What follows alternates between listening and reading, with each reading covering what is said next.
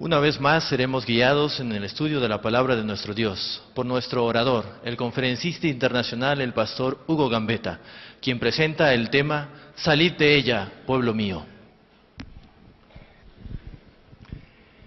Qué bueno es estar juntos nuevamente para abrir el santo libro de Dios, para ser alimentados directamente de esa fuente de agua de vida que salta para vida eterna. Hemos venido estudiando durante todo este temario el mensaje más solemne, más importante, el mensaje más grande que jamás haya enviado Dios al planeta Tierra, el mensaje de los tres ángeles, el último llamado de Dios, de la misericordia divina a un planeta condenado. Hemos estudiado juntos el mensaje del primer ángel y hoy nos toca estudiar la última parte del mensaje del segundo ángel. Abramos nuestras Biblias en el libro de Apocalipsis, en el capítulo 14. Apocalipsis, capítulo 14. Y aquí encontraremos esos tres mensajes angélicos que habría de predicar la iglesia de Dios, el pueblo final, en este tiempo final, justo antes de la venida de nuestro Señor Jesucristo.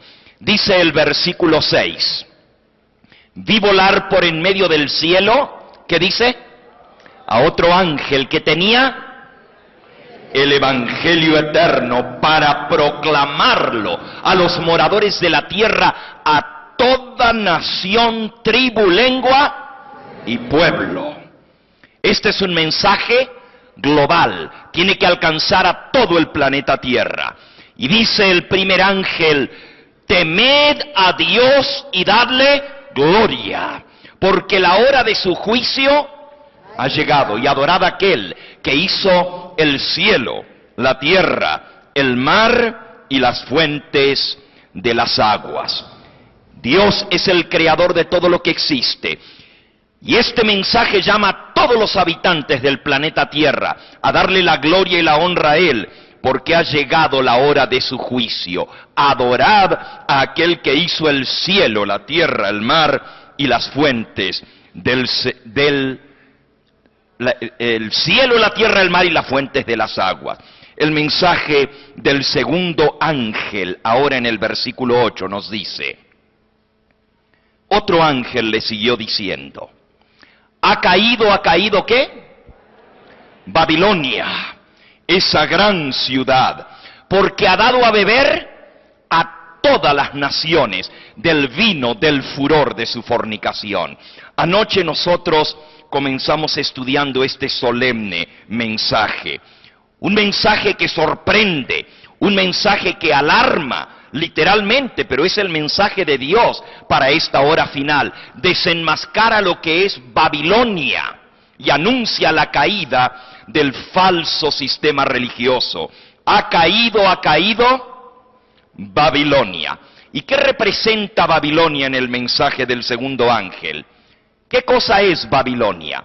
Aprendimos en nuestra última presentación que Babilonia es el nombre de una ciudad, pero también es el nombre de una ¿qué?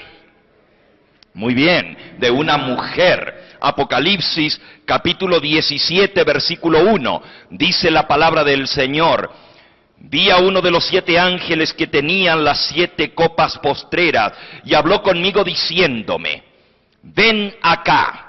Yo te mostraré la condenación de la gran ramera, la prostituta, que está sentada sobre muchas aguas. Con ella fornicaron los reyes de la tierra, y los que habitan en la tierra se embriagaron, se emborracharon del vino de su fornicación. Una mujer que ha dado a beber a todas las naciones del vino de su fornicación. Y dice en el versículo 3, y vi a una mujer sentada ¿sobre qué? Sobre una bestia escarlata llena de nombres ¿de qué? De blasfemia. La mujer estaba vestida de púrpura y escarlata, estaba adornada de oro, de piedras preciosas y de perlas, y tenía en su mano una copa de oro, un cáliz lleno de abominaciones y de la inmundicia de su fornicación. Y tenía un nombre escrito en su frente, un misterio: Babilonia la grande, la madre de las rameras y de las abominaciones de toda la tierra. Noten que el nombre de esta mujer es Babilonia la grande. ¿Y qué representa una mujer en profecía bíblica? Lo estudiamos anoche, 2 de Corintios 11:2. La iglesia es la mujer, Cristo es el esposo. En varios pasajes vimos anoche cómo Dios habla de la unión entre Él y su pueblo como la unión de un esposo con una esposa. Y una mujer fiel representa a la iglesia que es fiel al Señor. Una mujer que se ha prostituido representa una iglesia que se ha apartado de los mandamientos de Dios para ir tras enseñanzas falsas. El libro de Apocalipsis nos presenta dos mujeres.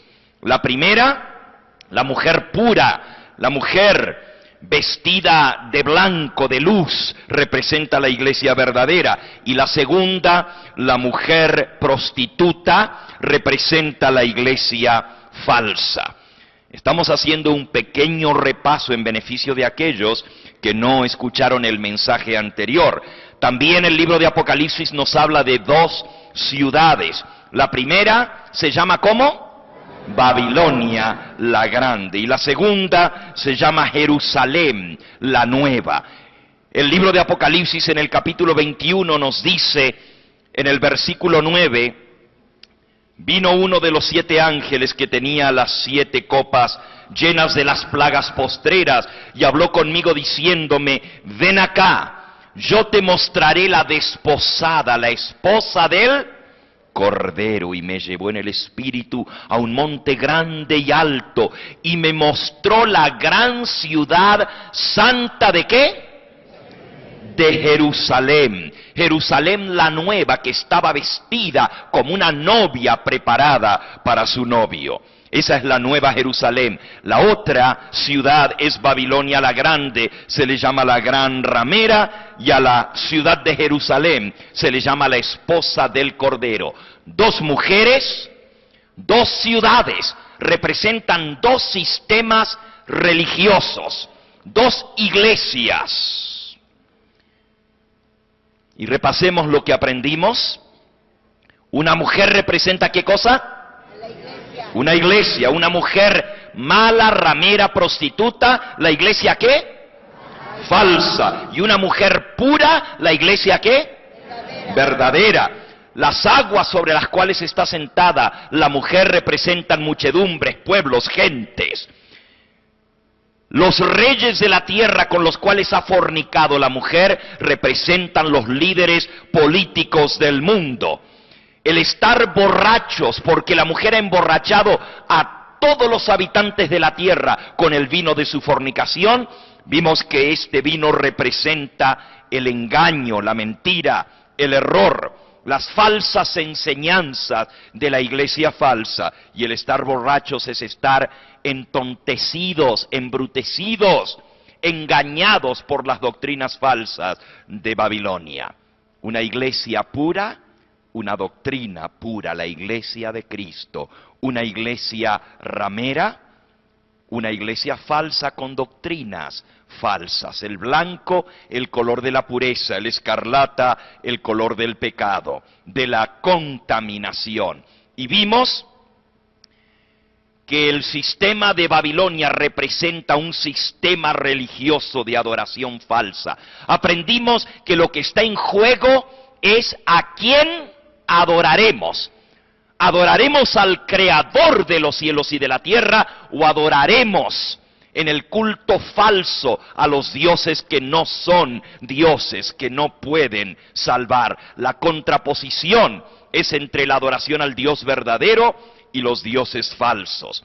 La ciudad de Babilonia tuvo su origen cuando Dios confundió las lenguas en la Torre de Babel. Hoy vamos a aprender un poquito más a fondo lo que significa Babilonia. El término Babilonia en el libro de Apocalipsis representa confusión. La palabra Babel quiere decir confundir, y Babilonia, confusión religiosa en este tiempo del fin. Nos habla del choque de dos grandes sistemas religiosos, dos grandes maneras diferentes de acercarse a Dios. El choque de dos religiones. Para Dios solamente hay dos religiones: la verdadera, la pura, y todas las demás son parte de la religión ¿qué? Falsa. Aunque el hombre diga que hay muchas religiones, para Dios solamente son dos. Una, la verdad, que Cristo enseñó, su santa palabra, su santa ley. Cristo dijo: yo soy el camino, la verdad y la vida. Nadie viene al Padre sino por mí. Por un lado está la verdad y por otro lado está el error, el culto al Dios falso, la idolatría. Por un lado está el sistema divino, sencillo, basado en la palabra de Dios, en una así está escrito, y por otro lado está el sistema humano, basado en las promulgaciones de los seres humanos, siguiendo formas de culto que Dios no ha aprobado. El blanco, símbolo de la pureza; el rojo, símbolo de contaminación. La mujer estaba vestida de púrpura y escarlata, adornada con oro, con piedras preciosas, ¿y con qué más? Con perlas. Y en su mano tenía una copa, un cáliz de oro lleno de abominaciones y de las impurezas de su inmoralidad. Por un lado está la copa de salvación, y por otro lado está el vino de Babilonia. El libro de Apocalipsis predice que miles serán engañados cuando las falsas enseñanzas de la antigua Babilonia, la religión que el hombre formó en contraposición a la religión verdadera, se infiltrarían aún dentro de la iglesia cristiana. Y anoche leímos algunas de esas profecías sorprendentes de Cristo y de los apóstoles. Nos dice este libro de historia: el cristianismo se había vuelto popular, y en gran medida, tal vez la mayoría de aquellos que lo abrazaron solo tomaron su nombre. Eran tan paganos como lo habían sido antes. El error y la corrupción entró ahora en la iglesia como una luz. La historia confirma que las profecías de los apóstoles se cumplieron. El diablo infiltró con doctrinas falsas y se hizo una amalgama, una unión entre la verdad y el error, entre la religión de Cristo y las religiones paganas. Noten lo que dice el libro Historia de la Civilización, el volumen 1, la página 188. Las ceremonias paganas fueron establecidas en las iglesias ¿qué? Cristianas, hasta que el cristianismo exhibió una forma tan grotesca y espantosa que sus mejores características se perdieron y su primitiva belleza fue totalmente ¿qué? Destruida. ¡Qué tristeza! El cristianismo primitivo se corrompió, tal cual como estaba profetizado por los apóstoles, tal cual como el Señor Jesús había hablado. Vendrán falsos profetas y engañarán a muchos. El error se mezclará con la verdad. Estos falsos profetas enseñarán la mentira. Y él dijo: y muchos creerán sus engaños. Y esto había de cumplirse. Tristemente vimos anoche el cumplimiento de esta profecía. Hoy vamos a ver un poquito más acerca del origen de este sistema falso, lo que la Biblia le llama la mujer llamada Babilonia, la mujer babilónica. Noten que Apocalipsis capítulo 17 y versículo 18 une los dos símbolos, el de la mujer y una ciudad, en un mismo significado. Dice el versículo 18: la mujer que has visto es la gran ciudad que reina sobre los reyes de ¿qué? Ahora, cuando el apóstol Juan escribió esto, estaba reinando ¿qué imperio en el mundo? ¿El imperio qué? Romano. Roma era capital del mundo. Y el ángel le dijo a Juan, la mujer que has visto es la gran ciudad que ahora reina sobre los reyes de la tierra. Quiere decir que él identificó, el ángel del Señor, identificó directamente a Roma como la mujer que estaba sentada sobre muchas aguas. Identificó a Babilonia con Roma, la ciudad que ahora reina sobre los reyes de la tierra. Pero recuerden que en el libro de Apocalipsis una ciudad y una mujer representan ¿una qué? Una iglesia falsa, la ramera, una mujer prostituta. ¿Qué otras características encontramos nosotros en Apocalipsis 17 que nos ayudan a identificar claramente la iglesia representada por Babilonia? Volvamos a repasar lo que acabamos de leer. Apocalipsis capítulo 17. Dice en el versículo 3, me llevó en el espíritu al desierto y vi a una mujer sentada sobre una bestia escarlata. La mujer estaba llena ¿de qué? De nombres de blasfemia. Blasfemia. Oh, una mujer que es blasfema. ¿Qué cosa es blasfemia? ¿Qué significa la palabra blasfemia? Cuando alguien decimos que es blasfemo, ¿qué hace la persona blasfema? Maldice, ¿no es cierto? Es una persona que habla mal, que jura en contra de Dios, etc. Para nosotros eso es blasfemia, una persona mal hablada. Pero el significado bíblico es mucho más profundo que eso. Busquemos en San Juan, en el capítulo 10. San Juan, capítulo 10. Nos dice el Señor Jesucristo. Ahí está la historia de cómo a Él lo acusaron de ser blasfemo. Dice que el Señor Jesucristo dijo en el versículo 30, el Padre y yo, ¿qué dice? Uno somos. Los judíos volvieron a tomar piedras para apedrearlo. Y Jesús les respondió, muchas buenas obras os he mostrado de mi Padre, ¿por cuál de ellas me apedreáis?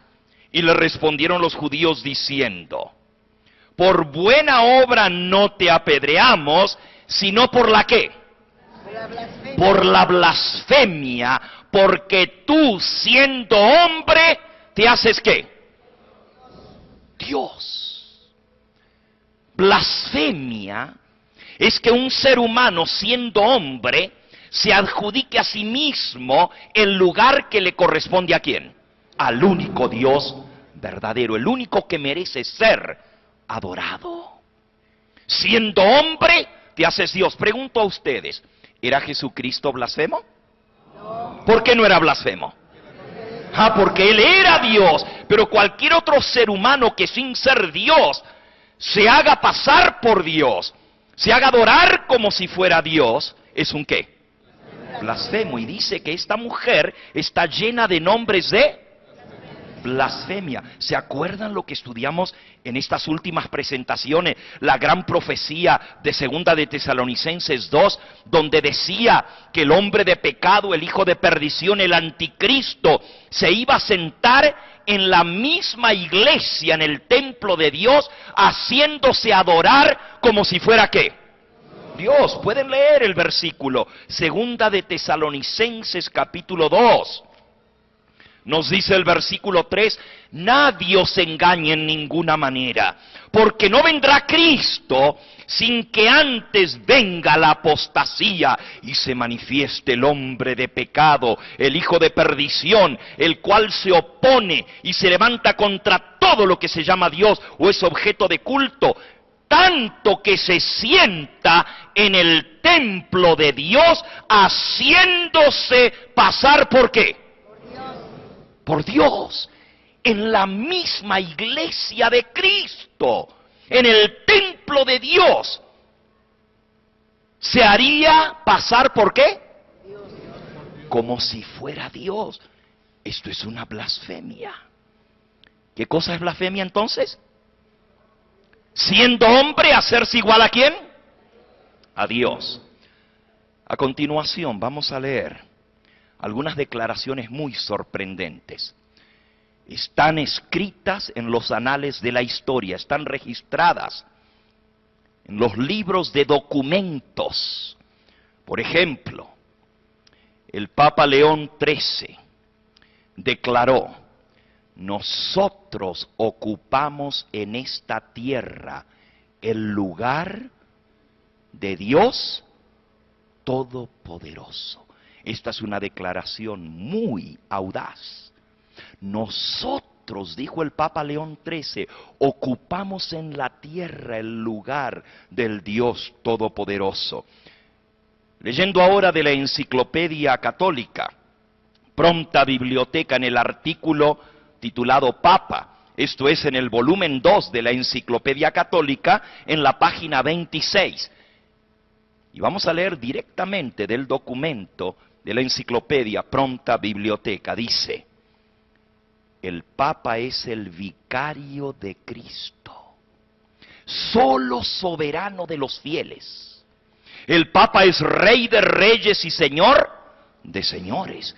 Por eso ostenta una triple corona, como Rey del cielo, de la tierra y del infierno. Solo el Papa es llamado, ¿cómo? Santísimo. También se le llama Santo Padre, porque es el único que legítimamente es ¿qué? Son palabras tremendas.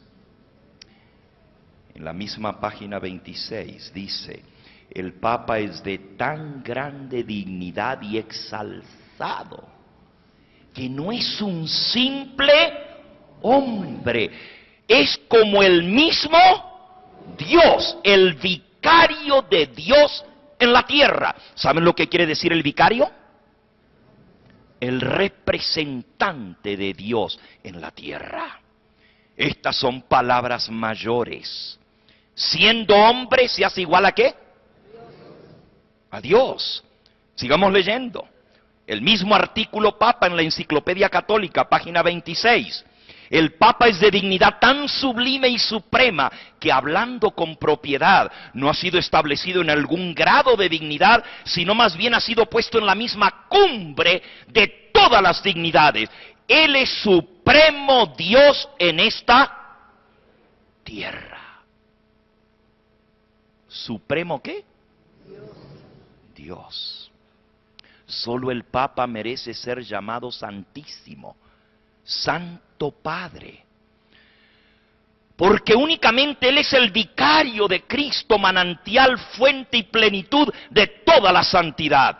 El Papa es el único que legítimamente es ¿qué?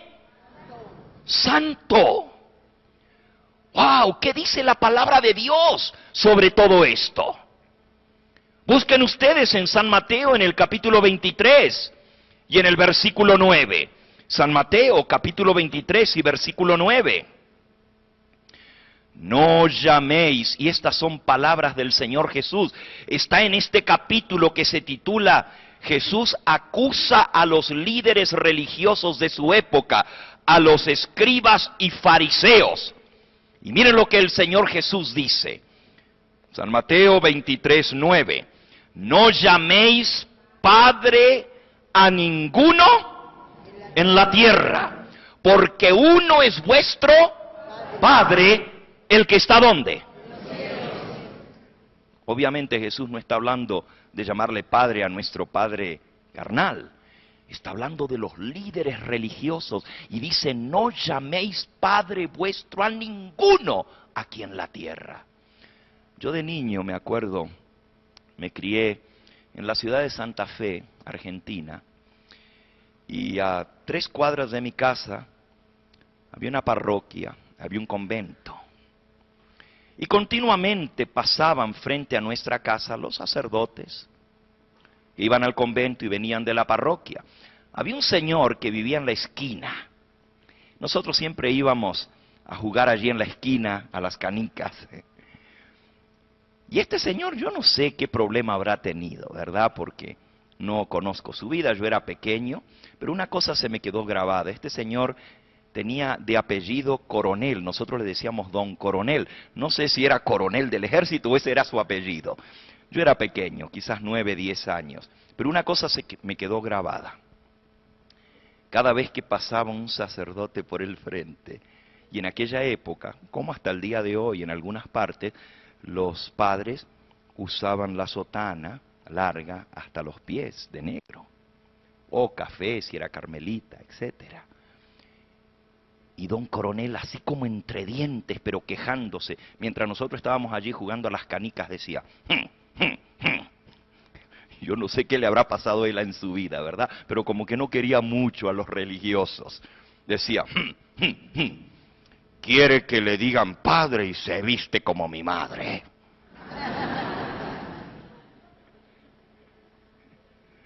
Bueno, el Señor Jesús dijo, no digáis Padre a nadie en esta tierra. ¿Por qué entonces se enseña a llamarle no solamente Padre, sino Santo Padre? ¿Por qué me llamáis santo? Ninguno hay santo sino uno. ¿Y ese quién es? Dios. Mateo 18, 17. Leamos un poquito más en la Enciclopedia Católica. En la página 28, el mismo artículo que lleva por título Papa. El Papa es igualmente monarca divino, emperador supremo, rey de reyes y señor de ¿qué? De señores. Estos son títulos que le pertenecen tan solo ¿a quién? Bueno, Santo Padre es nuestro Padre Celestial. Rey de reyes y señor de señores es un título que le corresponde ¿a quién? A Jesucristo. Y vicario de Cristo, que quiere decir el representante de Cristo, es un título que le corresponde tan solo al Espíritu Santo. Porque Jesucristo dejó como su representante en esta tierra al Espíritu Santo. Quiere decir que se usurpa no un título, sino 3. El título de Dios Padre se le llama Santo Padre. El título de Jesucristo, ¿a quien se le llama Rey de Reyes y Señor de Señores? Y el título que le corresponde al Espíritu Santo, que es el vicario, el representante de Dios aquí en la tierra. ¿Qué dice la palabra de Dios? Apocalipsis capítulo 17, versículo 14, claramente identifica quién es aquel que merece ese único título, así como cantó nuestro hermano en esta noche, santo, santo, solo tú eres santo, tú eres el único que mereces la alabanza y la gloria. ¿Saben? No nos pusimos de acuerdo con este canto, pero él en un himno hizo todo el sermón. Y él no sabía lo que yo iba a estar tratando en esta hora, pero habló del único que merece toda la alabanza y la gloria, el único Santo Padre, el que está en el reino de los cielos. Apocalipsis 17, 14 dice, pelearán contra el Cordero, y el Cordero ¿los qué? Los vencerá, porque Él es el Señor de señores y el Rey de reyes. Bendito sea su nombre. El único que merece ser llamado Rey de reyes y Señor de señores es Jesucristo, el Hijo de Dios. Terminemos viendo ese artículo en la página 28. De allí estamos leyendo en la Enciclopedia Católica, volumen 2, página 28. De allí que el Papa ostenta una triple corona. La triple corona se llama la tiara papal, como rey del cielo, de la tierra y del infierno. Además, la superioridad y el poder del pontífice romano no se refieren solo a las cosas celestiales, a las terrenales y a las que están debajo de la tierra, sino que llegan hasta sobre los ángeles del cielo, pues el Papa es ¿qué? ¿Mayor que quiénes? Mayor que los ángeles del cielo. ¿Qué dice la palabra de Dios sobre esto? Busquemos Apocalipsis capítulo 13. Aquí nos está hablando de ese poder, a quien el libro de Apocalipsis le llama la bestia. Y dice en el versículo 4 en adelante, y adoraron al dragón que había dado autoridad a la bestia, y adoraron a la bestia diciendo, ¿quién como la bestia? ¿Quién podrá luchar contra ella? También se le dio boca que hablaba grandes cosas. ¿Y qué más? ¿Qué más? Blasfemias. Blasfemias. Y se le dio autoridad para actuar ¿cuánto tiempo? 42 meses. Y abrió su boca en blasfemias ¿contra quién? Contra Dios, para blasfemar de su nombre, de su tabernáculo y de los que moran ¿dónde? Iba a blasfemar contra Dios, contra su tabernáculo y contra los que moran en el cielo, contra los ángeles. Miren cómo termina la cita de la Enciclopedia Católica. De manera que si se pudiera dar el caso de que los ángeles errasen de la fe o pensasen en forma contraria a la doctrina, podrían ser juzgados y excomulgados por el Papa. Porque Él tiene tan grande dignidad y poder que forma con Cristo uno y el mismo tribunal. Yo quiero que ustedes comprendan que este servidor está leyendo la palabra de Dios y la Enciclopedia Católica. No estoy tratando de hacer un ataque contra ese hombre que ya está anciano y mayor.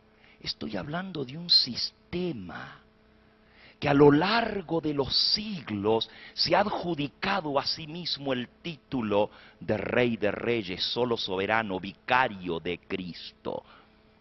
¿Comprenden la diferencia? Uno es el hombre y otro es el puesto que la Iglesia le ha dado. Forma uno con Cristo el mismo tribunal. Cuando Cristo dijo el Padre y yo uno somos, los judíos agarraron piedras para tirárselas, porque dijeron es un blasfemo, porque Él decía el Padre y yo uno somos. Pero aquí un hombre que sí es un hombre que no es Dios, declara que Él y Cristo son uno solo y el mismo tribunal. Lo que hace el Papa es lo que Cristo hace y lo que Cristo hace es lo que el Papa hace. Son palabras tremendas. Terminemos la cita, página 29 de la Enciclopedia Católica. El Papa es como Dios en la tierra, solo soberano de los fieles de Cristo, principal Rey de Reyes, que tiene la plenitud del poder, a quien el Dios omnipotente ha confiado no solo la dirección de lo terreno, sino también del reino ¿qué? El reino celestial. El Papa tiene tan grande autoridad y poder que puede modificar, explicar, interpretar o abolir aún las leyes divinas. La palabra de Dios identifica este poder y dice, hablará blasfemias. ¿Qué otra cosa es blasfemia? Vamos a leerlo. Busquemos en el Evangelio según San Marcos, en el capítulo 2. Los versículos 5 al 7. San Marcos, capítulo 2, versículos 5 al 7. Le trajeron al Señor Jesús a un hombre paralítico para que Él lo sanara.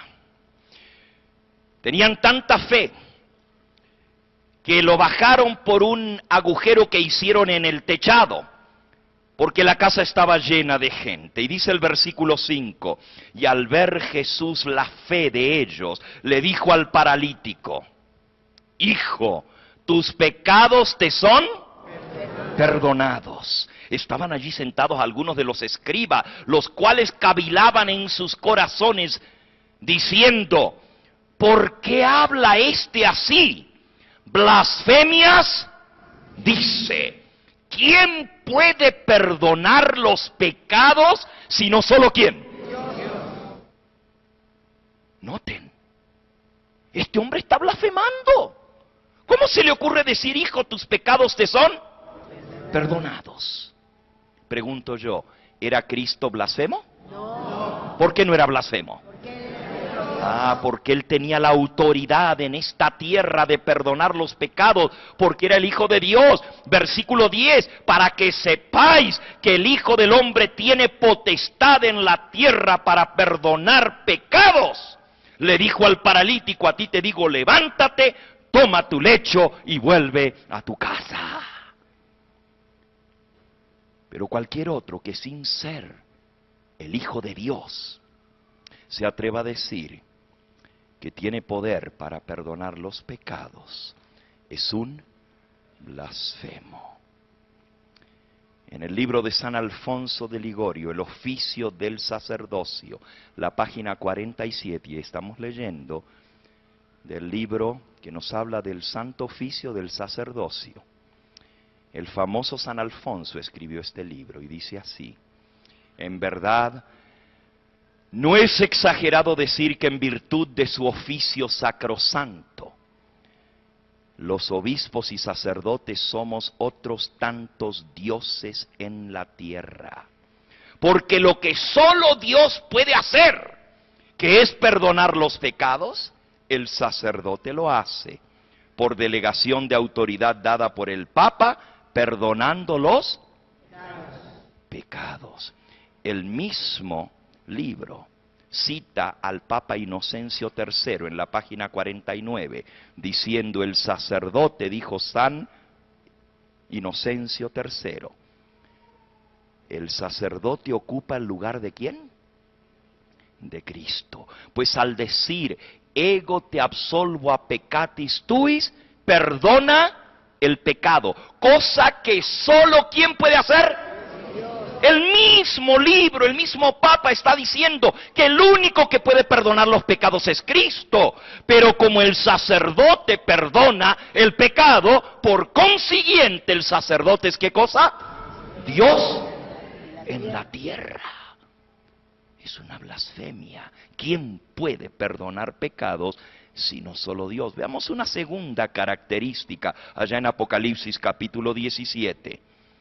Dice, versículo 4, y la mujer estaba vestida ¿de qué colores? Púrpura. De púrpura y escarlata. Púrpura y escarlata. A los prelados se les llama los purpurinos. Y el color de los cardenales es el escarlata, el colorado. La mujer estaba vestida de púrpura y escarlata. La palabra de Dios no deja lugar a dudas para que pueda ser claramente identificado. También se le llama madre en el versículo 5. En su frente tenía un nombre escrito, un misterio. Babilonia la grande, la madre de las rameras. Es una iglesia madre de la cual han salido hijas. Ahora, si la madre es ramera, ¿cómo son las hijas? Dice la madre de las ¿qué? Rameras, de las prostitutas. Ahora, yo entiendo que estas son palabras muy ofensivas. Perdónenme ustedes, no es mi deseo de ofender, ni menos a la iglesia de mis abuelos. Ese no es mi deseo. Estoy leyendo lo que Dios dice en su palabra. Y Dios usa estas palabras. La madre de las rameras, de las prostitutas. Ahora Dios le llamó también ramera y prostituta a su iglesia en el Antiguo Testamento, cuando se apartó de Dios y se fue a adorar a los ídolos paganos, a las estatuas, a las imágenes. Dios le dijo que era una ramera. ¿Estamos entendiendo por qué Dios le llama a esta iglesia que reina sobre los reyes de la tierra ramera? No crean que para mí es fácil leer estas cosas en la palabra de Dios y tener que identificar esto. La mayoría de los que estamos aquí nos criamos, descendemos de hogares católicos. Y a nadie le gusta, por más que tu mamá, y no estoy hablando ahora de la iglesia, sino de nuestra madre carnal, ¿verdad? Por más que nuestra madre sea una mala mujer, a ninguno le gusta que le digan, tu mamá es una prostituta. Cuanto menos que se diga eso de la iglesia, de nuestros padres, de nuestros abuelos. Para mí es muy difícil hablar estas cosas. Mi abuelita Magdalena era una fiel y devota católica. En el pueblito donde ellos vivían, allá en la pampa de la Argentina. El pueblito se llamaba Miguel Cané. Ni siquiera las vías del tren llegaban a ese pueblo tan alejado en aquella época. No había parroquia en el pueblo, era pequeño. Mis abuelos eran campesinos, rancheros. Mi abuelo Gambetta.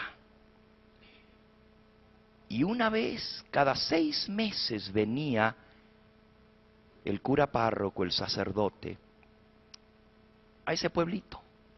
Venía a bautizar a todos los niños que habían nacido en esos 6 meses. Venía a hacer los oficios. Y mi abuela era la escribiente del sacerdote. Ella llevaba la nota en un libro de todos los niños que habían nacido, de todas las parejas que se habían unido y había que casarlas ahora por la iglesia. Nomás se habían casado por el civil. Y ella los mandaba a llamar en la casa de mis abuelos porque no había parroquia en ese pueblo. Se celebraban los casamientos en la casa de mis abuelos. Les estoy hablando. Por eso les digo que para mí no es fácil hablar de estas cosas. Pero un día, un vendedor llegó hasta ese lugar remoto allá en La Pampa, Argentina, vendiendo Biblias. Y mi abuela, Magdalena, le compró una Biblia católica. Y mi abuela era muy devota. Tenía su altar allí en su casa, donde se prendían las veladoras, donde se hacía la misa, los novenarios. Ella era la que iba al frente cuando alguien moría y no llegaba el cura. Ella era la que los enterraba. Y ella era la que rezaba el rosario. Consiguió una Biblia católica y comenzó a estudiarla. Y comenzó por Génesis. Y todo fue bien hasta que llegó a Éxodo. Y cuando llegó a la santa ley de Dios, mi abuela leyó en la palabra de Dios, en la Biblia católica: yo soy el Señor tu Dios, no tendrás otros dioses delante de mí, no te harás imágenes, ni esculturas, ni figura alguna de que hay arriba en el cielo ni abajo en la tierra. No te postrarás delante de las imágenes, ni les rendirás culto. Mi abuela se espantó y dice, bueno, yo he escuchado la historia de mi padre, de mis tías, más de una vez. Dice que mi abuela lo leyó y lo leyó y lo leyó. Y dice, pero esto dice la palabra de Dios. Esta es la Santa Biblia Católica, dice que no tenemos que tener imágenes. Y desmanteló el altar con la imagen que ella tenía. El sacerdote todavía no venía a la casa. Y mi abuela siguió leyendo. Y en la misma ley de Dios se encontró con el 4.º mandamiento. Ya lo estudiamos nosotros, ¿no es cierto? ¿Qué dice el 4.º mandamiento? Acuérdate del día, ¿qué? Sábado, dice en la Biblia Católica. ¿Se acuerdan que lo leímos hace 2 noches atrás? Acuérdate del día sábado para santificarlo. Porque en 6 días hizo el Señor los cielos y la tierra, reposó el 7.º día. Por esto el Señor bendijo el día sábado y lo declaró sagrado, santo. Mi abuela estaba más sorprendida. Y cuando vino el sacerdote a la casa, tenía muchas preguntas que hacerle. El sacerdote era un español, vasco. Y mi abuela le dice, dígame, ¿es cierto que el sábado es el día del Señor? Y el sacerdote la miró y le dijo, tú has estado escuchando a los herejes protestantes.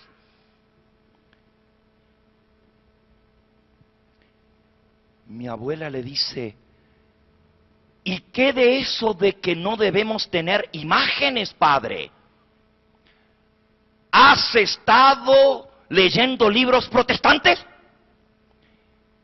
Y mi abuelita le dice, señor cura, esto es lo que yo estoy leyendo, y le sacó la Biblia católica. Y le dice el cura, mira, si tú vas a estar leyendo la Biblia y quieres seguir lo que dice la Biblia, te vas a tener que ser adventista del séptimo día, porque eso sí guardan el sábado. Nunca en su vida mi abuela había escuchado ese nombre. ¿Qué cosa le dijo? ¿Dentista? No, adventista. El mismo sacerdote le dijo, si tú quieres seguir la Biblia, te vas a tener que hacer adventista. El resto de la historia ustedes se lo imaginan. Limpiaron mucho más tarde un abrevadero de vacas. Lo llenaron de agua limpia y allí se bautizó mi abuelita. Ni sabía que había un pueblo en esta tierra que guardaba el sábado, pero siguiendo la Biblia católica ella llegó a conocer la verdad, ella solita. Y saben, más adelante, bueno, ya el tiempo transcurre, pero tengo tantas historias. Después de Éxodo ella siguió leyendo la Biblia en orden y llegó a Levíticos. Levítico, y leyó en el capítulo 11, lo pueden buscar ustedes, léanlo. Levítico capítulo 11. Habló el Señor Yahvé a Moisés y a Aarón diciendo, habla a los hijos de Israel y dile, estos son los animales que comeréis entre todos los animales que hay sobre la tierra. De entre los animales todo el que tiene pezuña hendida y que rumia este comeréis. Pero de los que rumia no tienen pezuña no comeréis estos, el camello, porque rumia pero no tiene pezuña hendida, lo tendréis por inmundo. También el conejo, porque rumia pero no tiene pezuña, lo tendréis por inmundo. Asimismo la liebre, porque rumia pero no tiene pezuña, la tendréis por inmunda. También el cerdo, porque tiene pezuña y es de pezuña hendidas, pero no rumia, lo tendréis por inmundo. De la carne de ellos no comeréis, ni tocaréis su cuerpo muerto, los tendréis por inmundo. Resulta que mi abuela Magdalena tenía su hato de cerdo. Ese era el negocito de ella. El abuelo plantaba la tierra, la cultivaba y vendía. Pero la abuela tenía su negocito aparte. Ella criaba cerdos, los engordaba y los vendía para Nochebuena. Y se hacía su dinerito. Cuando ella leyó en la palabra de Dios que el cerdo es inmundo, mandó a llamar a los peones de mi abuelo. Dijo, cávenme una fosa.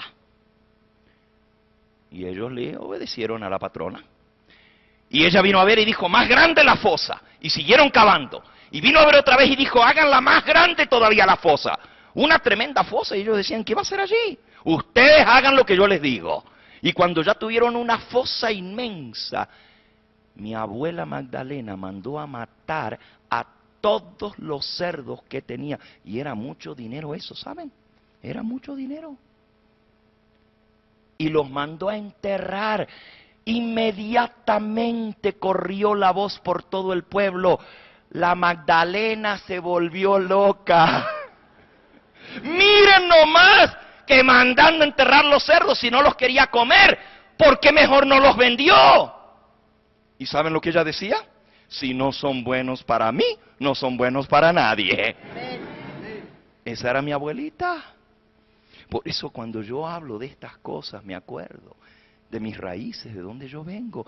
Y no crean que es fácil leer lo que la Biblia dice sobre esta iglesia que se ha apartado tanto de los mandamientos de Dios, que el Señor le llama ramera, blasfema. Y hay hijas que también han caído igual que la madre. Otra característica, vamos de vuelta a Apocalipsis capítulo 17. Otra característica, dice el versículo 6, vi a la mujer, la iglesia, borracha, ebria ¿de qué? De la sangre de los ¿qué? De los santos y de los mártires del Señor Jesús. Y cuando la vi quedé asombrado con gran asombro. Una iglesia que ha perseguido y martirizado a los santos. Oh, todos nosotros sabemos lo que es la Santa Inquisición. Y si ustedes quieren ver algo interesante, vayan aquí, en la Ciudad de México, en el Palacio de Armas, tienen la exposición de la Santa Inquisición, le llaman el Museo de la Tortura. ¿Alguna vez ha visitado usted ese museo? Pues vaya a visitarlo y ya va a ver los instrumentos que se utilizaban para torturizar, para martirizar a los herejes, así les llamaban. Pero ¿cuál era la herejía de muchos de ellos? Que leían la Biblia, que no creían que el que se sentaba en Roma era el representante de Dios. Creían en el bautismo tal cual como Cristo le enseñó y en la salvación, no por la iglesia, sino por Cristo Jesús. Esa era su herejía. A lo largo de los años, la Santa Inquisición, cualquier persona que tenía una Biblia era llevada al tribunal de la Inquisición. Cuernavaca sirvió como sede de la Inquisición para México. Allí se mataron a miles de herejes por la herejía de creer en la Biblia.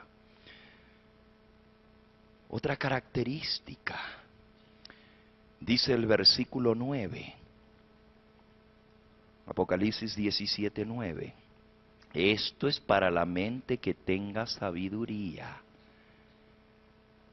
Las 7 cabezas son 7 montes sobre los cuales se sienta la mujer.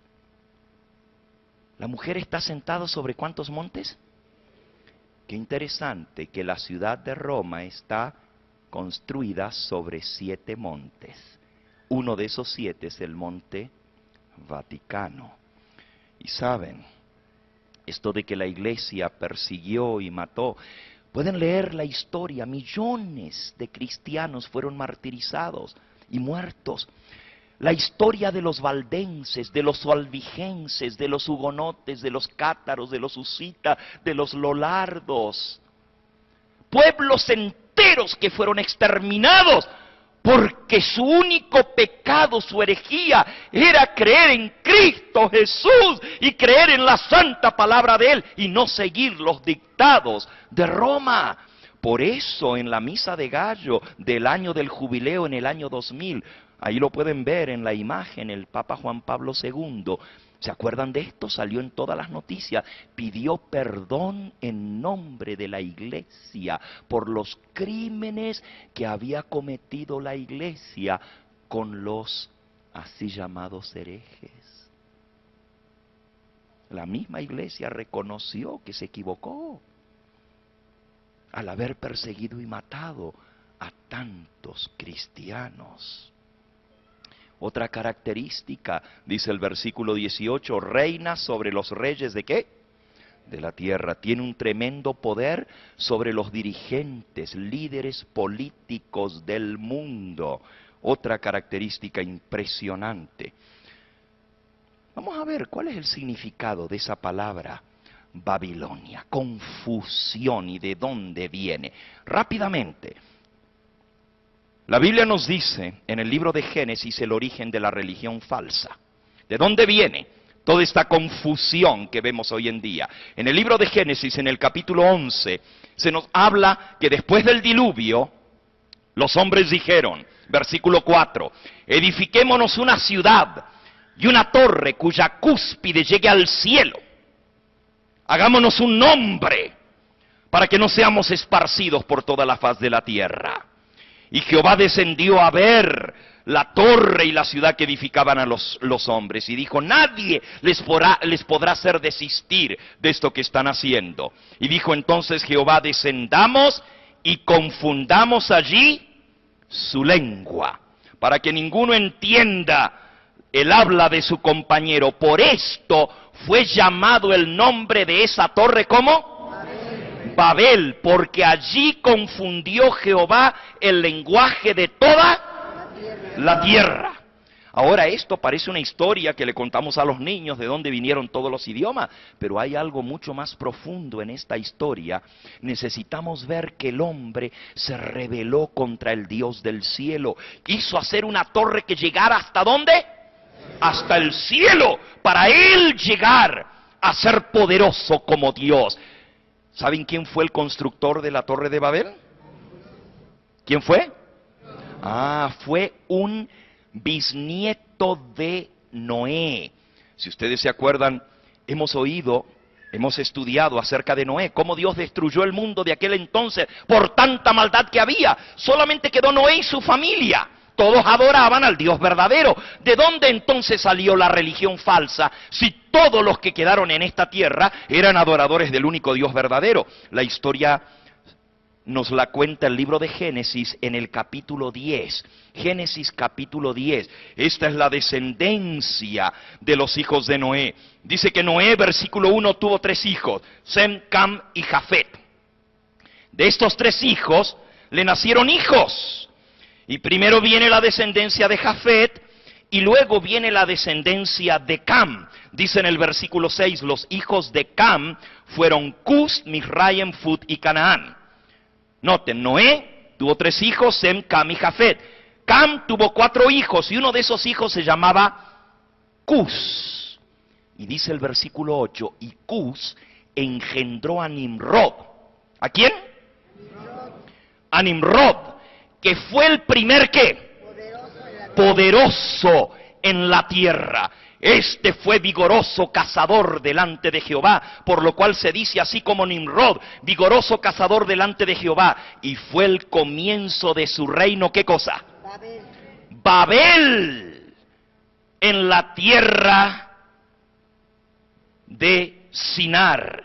Babel, Ereke, Akkad y Calne en la tierra de Sinar. El comienzo de su reino fue Babel. La primera vez que aparece en la Biblia la palabra reino es con referencia a Nimrod. Ahora, este nombre Nimrod es muy interesante. Dice que es vigoroso cazador delante de Jehová.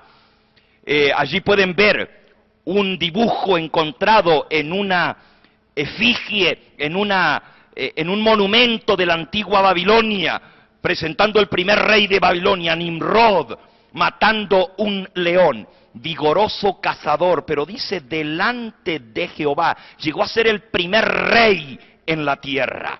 Esa palabra delante de Jehová, en el idioma original, en hebreo, le Adonai, literalmente quiere decir en contra de Jehová. Por eso el primer mandamiento dice, no tendrás otros dioses delante de mí. Nimrod se levantó delante de Jehová en contra del Dios del cielo y quiso él hacerse igual a Dios. Por eso dice que fue el primer poderoso en la tierra, el primer tirano, el primer dictador. Se hizo poderoso persiguiendo a los seres humanos, persiguiendo a los hombres. Dice que es cazador. Y la palabra cazador se refiere también a cazador de hombres. El origen de la esclavitud viene de la antigua Babilonia. El primer Saddam Hussein en la historia. ¿Saben ustedes dónde queda Babilonia? ¿Cómo se llama la nación que hoy ocupa el territorio de la antigua Babilonia? Babilonia es Irak. Y así como su antiguo rey, el primer rey, Nimrod, quiso ser poderoso y dominar a todos, así Saddam Hussein siguió en los pasos de Nimrod. ¿Saben ustedes lo que significa la palabra Nimrod? Les estoy contando esto para que ustedes vean el origen, de dónde viene el origen de la religión falsa. El nombre Nimrod tiene 6 letras en hebreo y significa adversario, contrincante, rebelde. El primer adversario, el primero que se levantó contra la religión del Dios verdadero. Nimrod, en hebreo, Nimrod. ¿Y saben lo que significa Nimrod? Adversario. Pero ahora algo más interesante. Si ustedes suman el valor de las letras en hebreo que tienen valor numérico, 6 letras suman el total de 666. El primer hombre a quien se le aplica la marca de la rebeldía, el 666. Si ustedes van a Apocalipsis capítulo 3 y versículo 18, dice, y el número de la bestia es 666. Nimrod fue el comienzo de su reino Babel en la tierra de Sinar. Este Nimrod estaba casado con una mujer, reina también, que se llamaba Semiramis. Y entre los dos hicieron un dictado del terror, un reino totalitario, dominando a los seres humanos.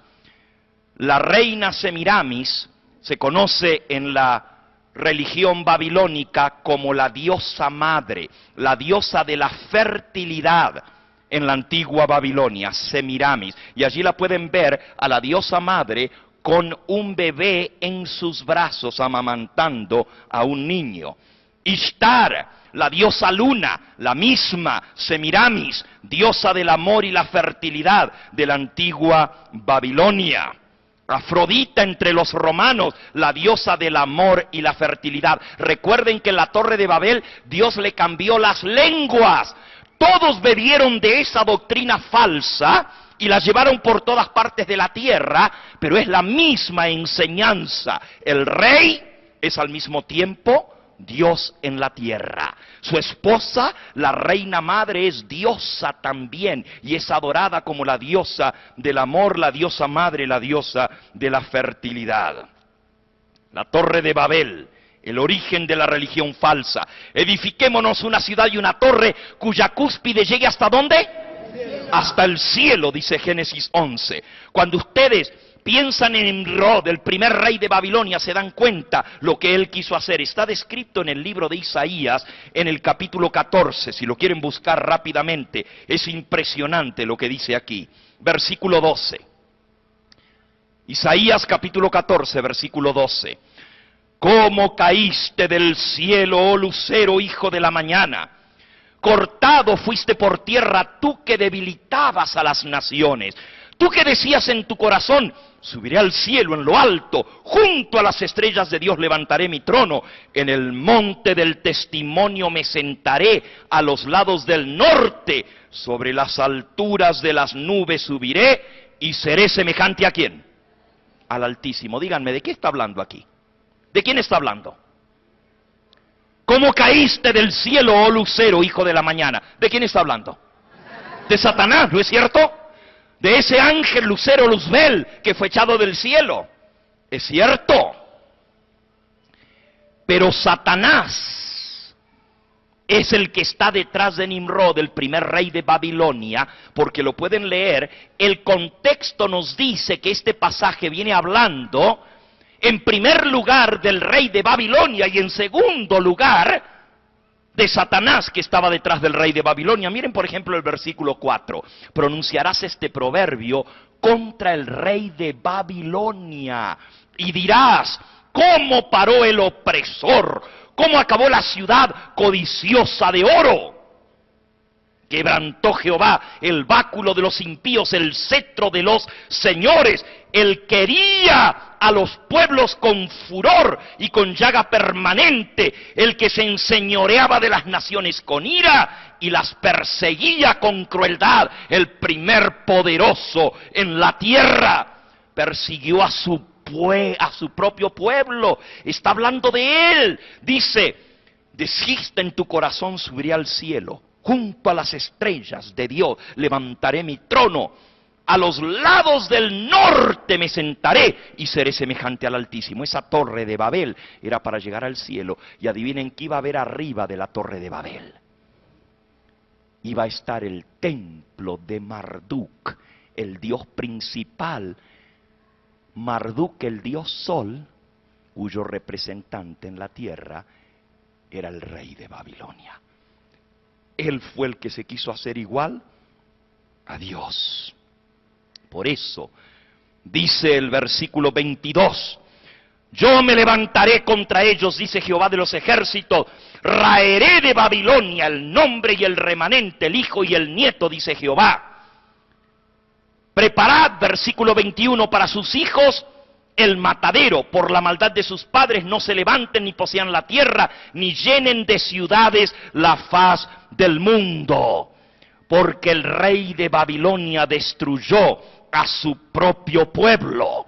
Oh, el primer tirano, la ciudad de Babilonia, tenía en el centro una torre principal.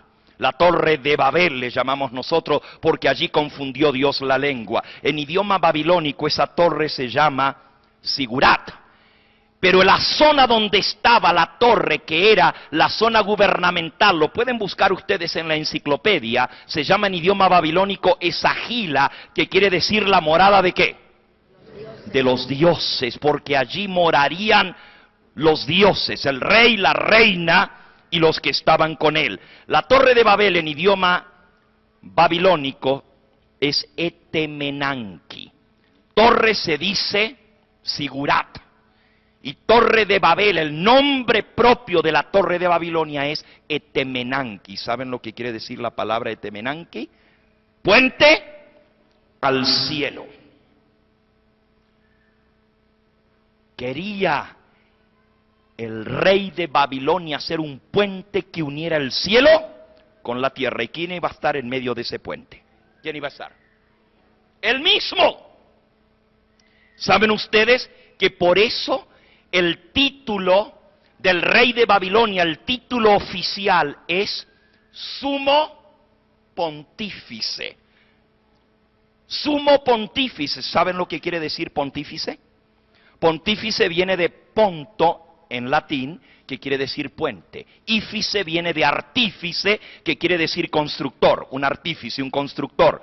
Sumo Pontífice quiere decir principal constructor de puentes, porque el rey de Babilonia no solamente construyó los puentes que unían la ciudad de Babilonia del este con el oeste, porque el río la atravesaba por el medio, pero construyó el puente principal para unir el cielo con la tierra, y él se sentaba arriba de ese puente, porque él era el puente entre el cielo y la tierra. Ustedes ven que esta es una falsificación de la religión verdadera. El Sigurat de Ur de los Caldeos, en todas las ciudades babilónicas había una torre como símbolo del poder de Babilonia. Entre los babilonios había tres deidades principales. Esta es la religión falsa. La primera persona de la deidad o divinidad era el rey, padre, Nimrod en este caso. Se le llamaba también Marduk o el dios Sol, porque cuando Nimrod murió, la reina Semiramis dijo que él no estaba muerto, que su espíritu había ascendido al cielo y tomado posesión del sol. Por eso de ahí viene la adoración del sol, que se ha diseminado en todos los pueblos de la tierra, a la adoración al sol y a la luna. La segunda persona y la tercera persona de la Trinidad satánica, la Trinidad falsa, la reina madre, la diosa Semiramis, se le llama Ishtar, la diosa luna. El dios sol, Marduk, Ishtar, la diosa luna. Y el hijo del sol y la luna es el hijo príncipe. Entre la Trinidad babilónica se le llama Tamuz. Tamuz. Entre los romanos, Venus.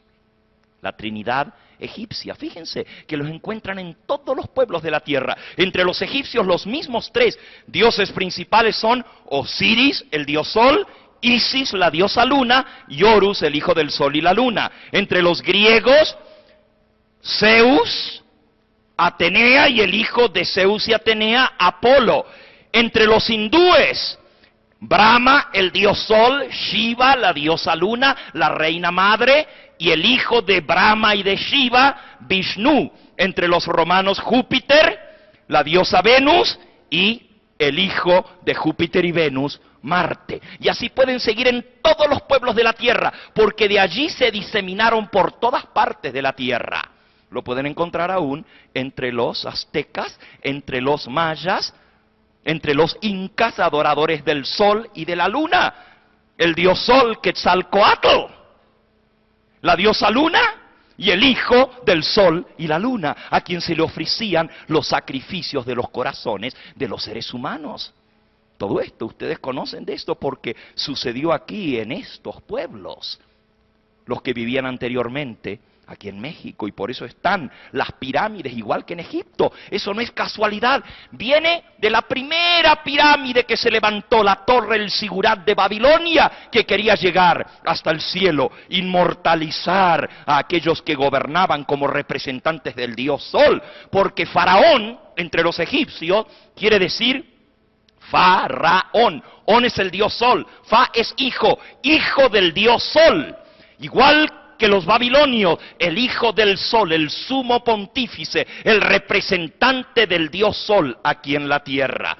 Y pueden encontrar esa misma trinidad, Horus, Osiris y Isis, de 2000 años antes del nacimiento de Cristo. Noten, el dios sol en el medio, noten el sombrero que tiene sobre su cabeza en la imagen que están viendo. La diosa luna tiene 2 cuernos sobre su cabeza y la luna, o redondo, encima. Los 2 cuernos representan la luna, los cuernos de la luna, la diosa luna, y encima tiene al dios sol, la unión del sol y la luna, y por supuesto, Horus, el hijo del sol y la luna. Eso es entre los egipcios. En la antigua Babilonia, la reina madre quedó viuda porque Nimrod fue muerto, y después de estar viuda, salió embarazada. Ella dijo que había concebido del sol, que el sol, mientras ella adoraba el sol por su ventana, se había metido, había bajado el sol, había caído sobre ella, ella cayó al suelo, el sol llenó de luz y de calor, y después cuando el sol se retiró, ella salió embarazada, y de esa unión del sol y la reina Semiramis, la reina Ishtar, nace Tamuz, el hijo del sol. Por eso se le llama Tamuz, el hijo del sol. Ahora sorpréndanse, este Tamuz, que es el redentor entre los babilónicos, aquí lo ven representado, algunos de sus símbolos son la cruz de Tamuz, 2 palos cruzados, porque la letra Tau en el idioma babilónico es la letra de Tamuz, una cruz representa a Tamuz.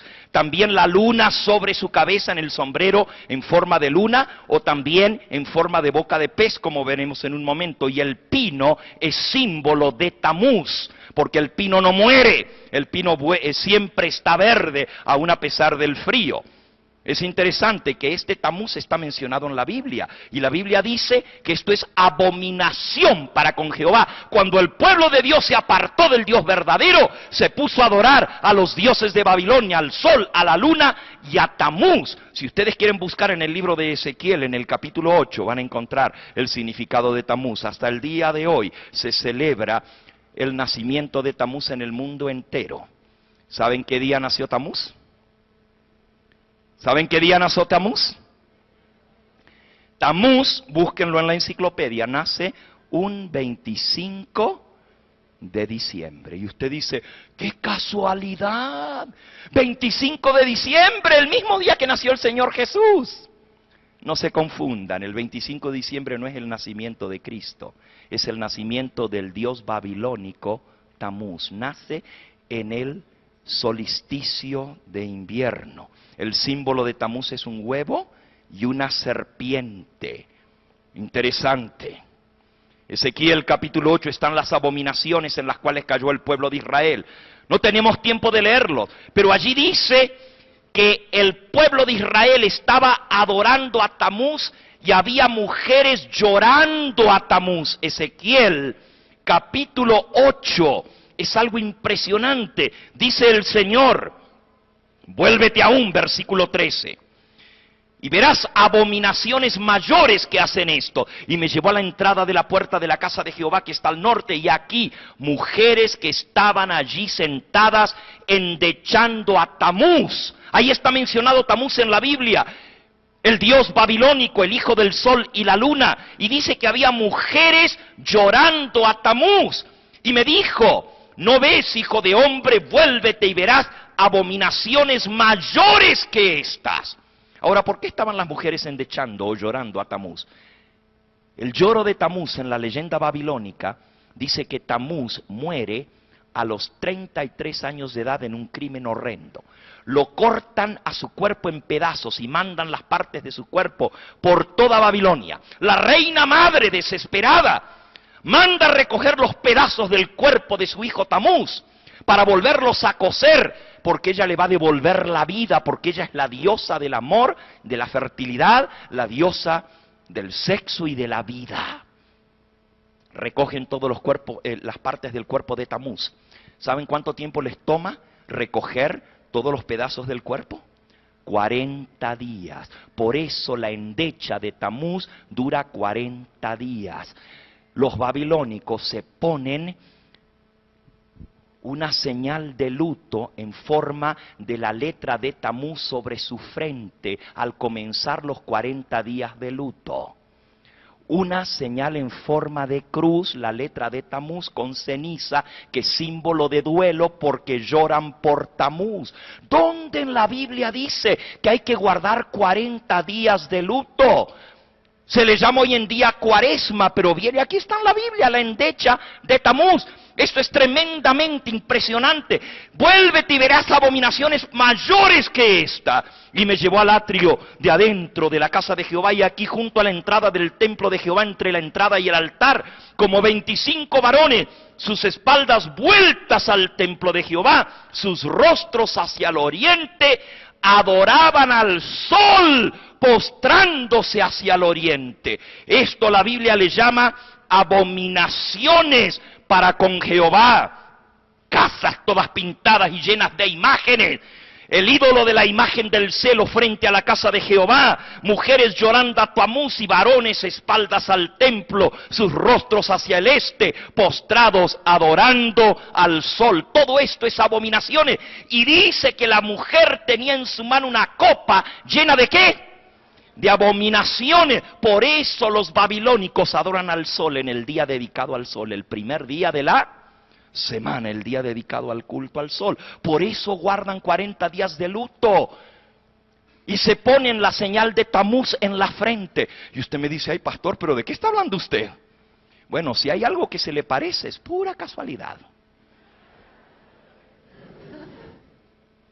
Ahora están entendiendo por qué la Biblia le llama abominación. En muchos países se celebra lo que le llaman el domingo de resurrección, se le llama Easter, así como en los Estados Unidos y en los países europeos. Y se usan los huevos de Pascua, los famosos huevos de Pascua y los conejos de Pascua. ¿Han visto ustedes esto? Esto se celebra en muchos países. ¿De dónde viene? ¿Qué tiene que ver el huevo? ¿Qué tiene que ver el conejo con la muerte y la resurrección de Cristo si están celebrando la Pascua? ¿Qué tienen que ver los huevos de Pascua con la resurrección, la muerte y la resurrección de Cristo? ¿Qué tiene que ver el conejo de Pascua? ¿Por qué decoran los huevos? Ah, cuando Semiramis manda recoger todos los pedazos del cuerpo de Tamuz, le falta una parte del cuerpo y no la pueden encontrar. Y entonces ella manda a buscarla y finalmente le dicen que esa parte del cuerpo la echaron en el río Éufrates. Ella manda con una tremenda cantidad de redes a recoger los peces del río Éufrates. Lo pueden leer en la leyenda de Tamuz. Y dentro del vientre de un pez se encuentran la parte del cuerpo de Tamuz que se le había perdido, sin la cual la reina madre no le podía devolver la vida, porque para devolverle la vida se acuesta la reina madre sobre el cuerpo, el cadáver de su hijo, tiene relaciones con el cuerpo de su hijo, porque a través del sexo se devuelve la vida, y al tener relaciones con su propio hijo, el hijo resucita en el día de Ishtar, Easter, la fiesta de la reproducción sexual. De allí viene todo eso. No tiene nada que ver con la muerte de Cristo, pero hoy en día se sacan fotos con el conejo de Pascua. Mandan a los niñitos a buscar los huevos de Pascua, que los esconden y los andan buscando hasta que el niño lo encuentra y dice, encontré los huevitos de Pascua. Y no saben los padres que lo que han encontrado es lo que se le había perdido a Tamuz. De ahí viene. Y usted dice, ¿qué tiene que ver el conejo en todo esto con la muerte de Cristo? Es el símbolo del sexo. La diosa del sexo, de la fertilidad.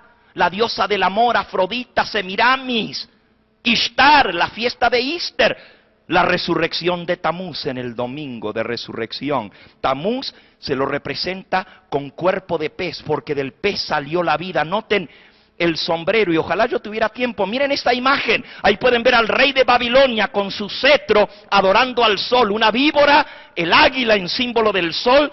Pueden ver el manto en forma de pez. Pueden ver la canastita con los huevos de Pascua en su mano, la búsqueda de los huevos de Pascua, de Tamuz. Pueden ver el sombrero encima en forma de cabeza de pez. Y pueden ver debajo del sol, representado por el águila, pueden ver el pino adornado con las bolas del pino, símbolo de Tamuz, la adoración al sol. Hasta el día de hoy el sumo pontífice usa el gorro en forma de boca de pez, el símbolo de la antigua Babilonia, el símbolo de Tamuz. Saben, estamos viendo algo tremendo. En esta noche, Dios ha comenzado a abrirte los ojos para que veas un poco más de lo que hemos visto en las noches anteriores. ¿Por qué la palabra de Dios le llama Babilonia la Grande, la madre de las rameras? Apocalipsis capítulo 18. Apocalipsis capítulo 18.